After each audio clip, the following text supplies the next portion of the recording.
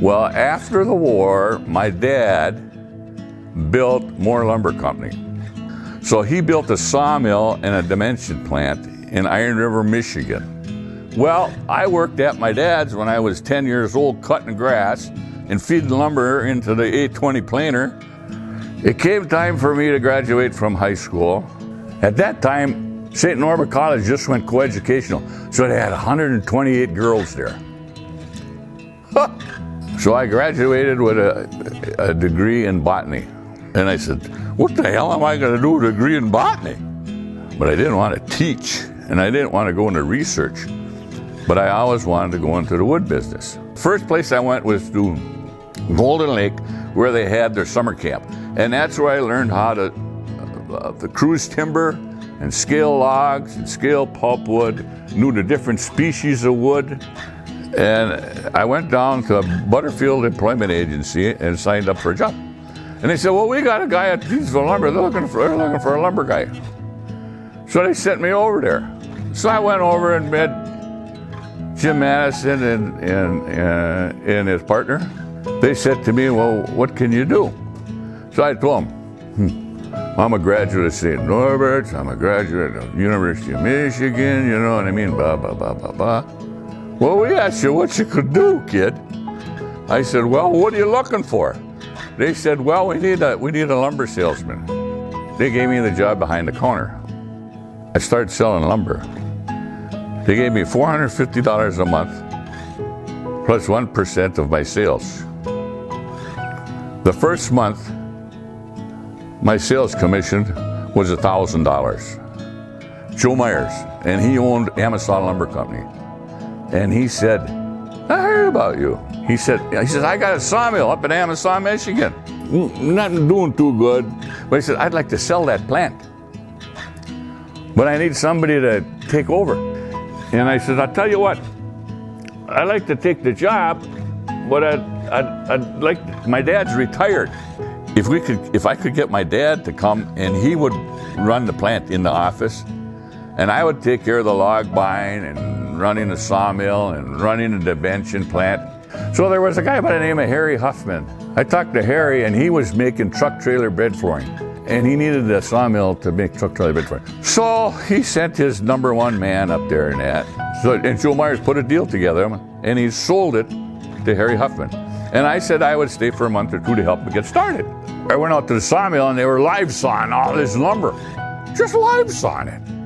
I said, what the heck are you doing? Well, we're just going to rip it up and make truck trailer bed flooring. I says, Christ, that's expensive lumber. You know what I mean? He says, I own the plant. This is what we're going to do. I said, well, you don't need my help anymore. I don't work like that. So just let me know when I can leave. I'm going to leave. Dick Connors and Dick Crosby said, I'm losing the mill. And I talked to Gordon, my uncle, and my dad. And we want to know if you go to work for Connors. I says, what the hell will you, what's the compensation on this? And what do you want me to do? Well, what we want you to do is rebuild the mill. And we also would like you to run the lumberyard. So we put a deal together. I went to work for Connors, and I built the mill for him. It got to the point with Connors that they were looking for a plant manager.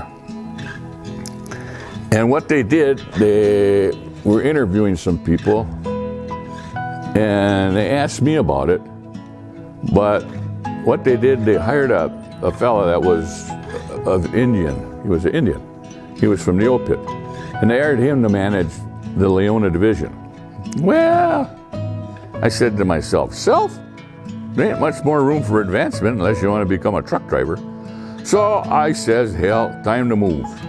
I sent out a resume, and Hamilton Industries was in Two Rivers, Wisconsin. They contacted me.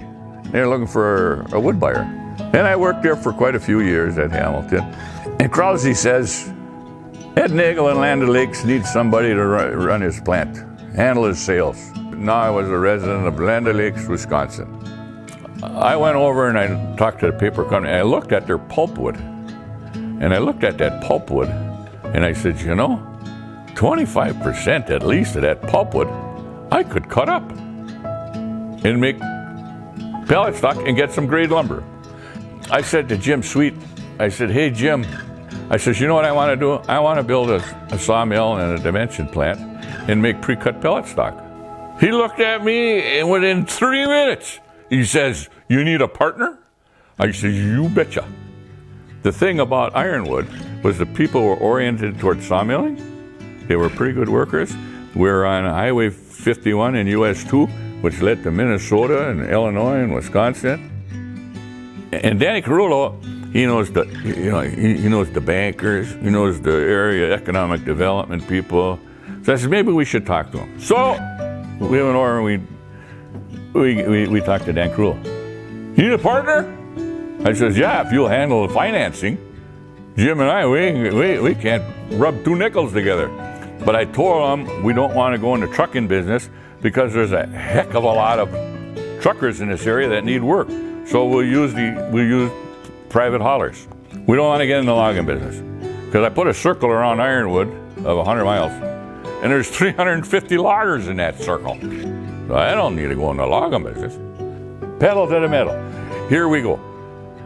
We put everything on order, and we were up there, and I was doing the drying, and he was doing this. And in the meantime, we talked to the bank. We needed an accountant, so we talked to Bill Chokey, and we needed an attorney, so we talked to Dave McDonald. So we hired them, and them.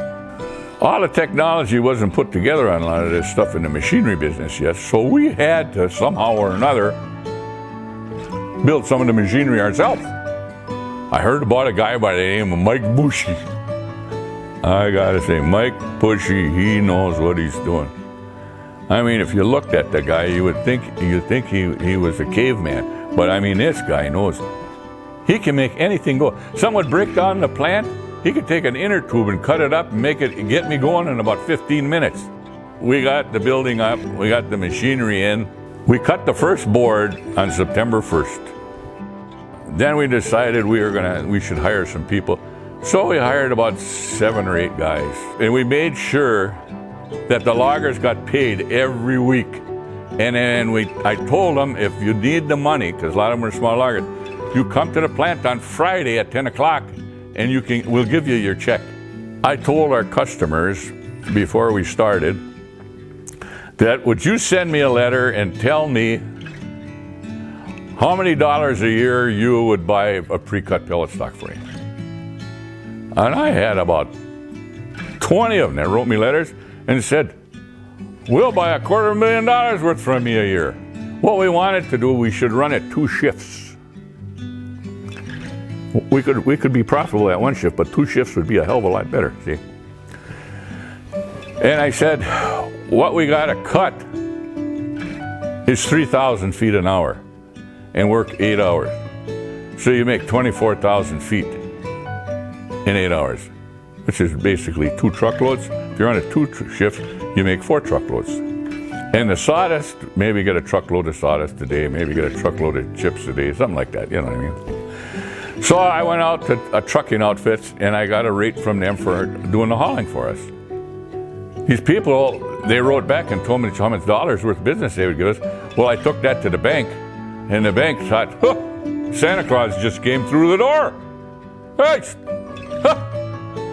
I couldn't rub 2 nickels together.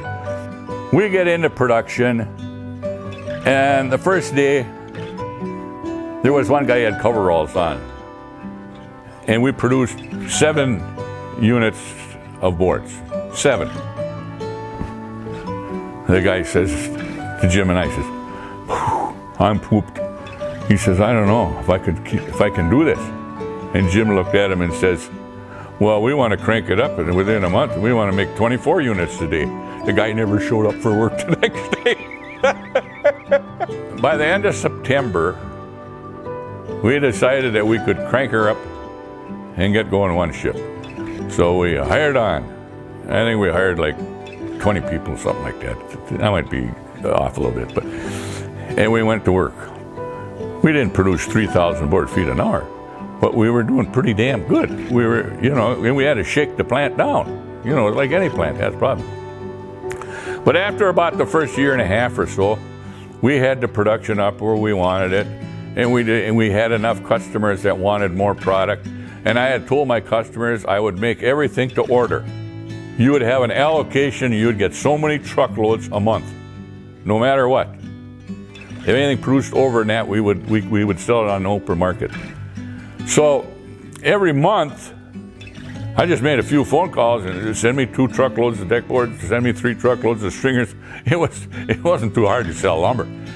And we were running 2 shifts, and the production was up there, and the sales was up there, and the truckers were happy, and the loggers were all happy, and everything else. It was a Friday afternoon. The mill was on fire, and the fire department was there. When I saw the roof cave in, I just went home. We sat down with Chuck Baxter, and Jim Sweet and I made an agreement that if he wanted to buy us out, he could. And I said, with the insurance that we got, we can rebuild this plant. Well, he wanted to rebuild. Chuck did.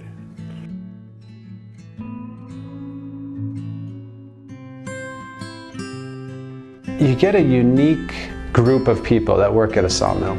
I have seen women do this job. I've seen folks in their 50s and their 60s do this job. And I've seen kids out of high school do this job. I got in the industry in 1987. I've been in the wood industry for over 30 years. Over 30 years. For almost 20 years. The company started in 1992 and I started in 1993. So it's been about 28 years. We are a very tight-knit group. I work with some very talented young men to give me hope for the future.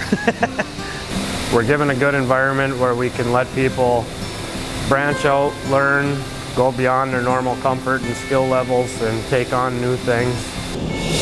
I got handed this paper. It's a picture and it says, someone's life will change because you came to work today. And I am a true believer of that. I think the key message at Ottawa is we have strong people, we have a quality product, we have a quality service of getting that product of lumber to our customer. I've always done business with Ottawa Forest Products. I can specifically remember we had corporate people in our office and a load of Ottawa cut stock pulled in. And my boss then pointed out that window and said, now there's a company that's proud of what they do. A sawmill is one of those historical staple industries that's been here for decades and is going to continue to be here for decades. The wood industry is probably one of the biggest employers in this area, from the loggers right to the end result. It's in a good location, close haul for the product. It's beneficial to be able to move wood at a shorter distance because if you're stockpiling wood, you can get more loads hauled. We decided to buy our own machine. We ended up buying a Timber Pro. We just got done cutting a job. He cut over 1,000 cords in 15 days. Production is really well. I wholeheartedly believe that the milling industry is very important to our area. It's what carries our area. And to be a part of that is something that's actually pretty neat. Val and Jim and Dan, the original founders, they did a great job of putting this mill where it's at. They put it here for a reason. They put it here because the natural resource is abundant and the customer base is strategically located. I like living up here in the Northwoods because I grew up in this city and the freedom here is better than anything you could ever ask for. And Ottawa is still running, and you got good people there, and they're working hard. I was glad we rebuilt it, and I want to see Ottawa Forest Products be there when I go to heaven, because I'm going to heaven. If they don't take me, I'm going to drive my new truck there, and I'm going to get there.